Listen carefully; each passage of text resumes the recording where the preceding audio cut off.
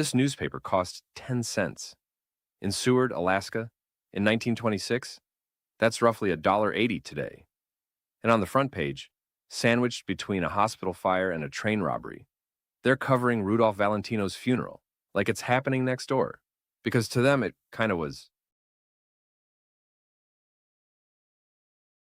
This is the Seward Daily Gateway, Seward, Alaska, August 26th, 1926.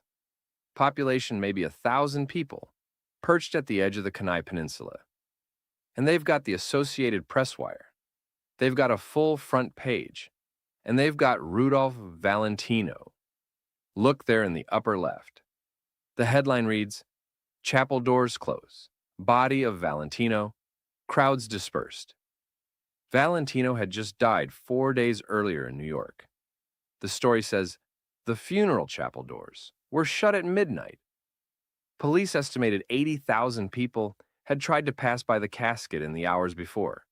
80,000. In a town of 1,000 people, that number must have been almost mythological.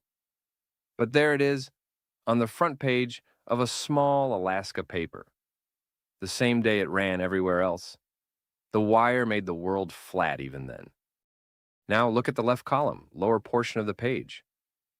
Search sand dunes of red desert for mail car bandits.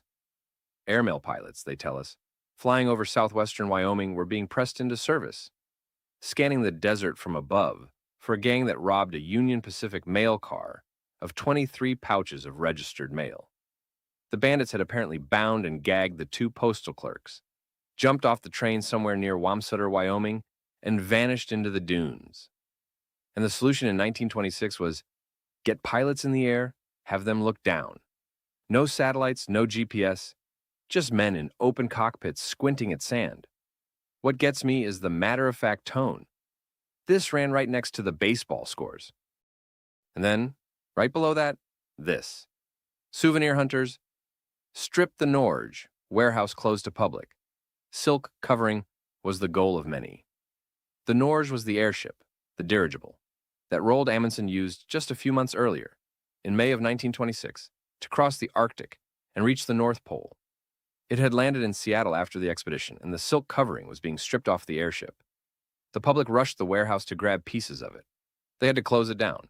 People wanted a scrap of the fabric that had flown over the North Pole. That's the souvenir culture of 1926. Not a signed jersey, not a digital token. A piece of Arctic silk, cut off a dirigible, carried home in your coat pocket. What strikes you reading this whole page is how much world a small Alaska town was holding at once. Valentino's funeral, a mail train heist, Amundsen's airship, a hospital fire in California. All of it delivered by wire to 1,000 people at the edge of the continent for 10 cents. The world was enormous, and they were tracking all of it anyway. Another front page tomorrow. If that one caught you, the subscribe button's right there. We'll see you then.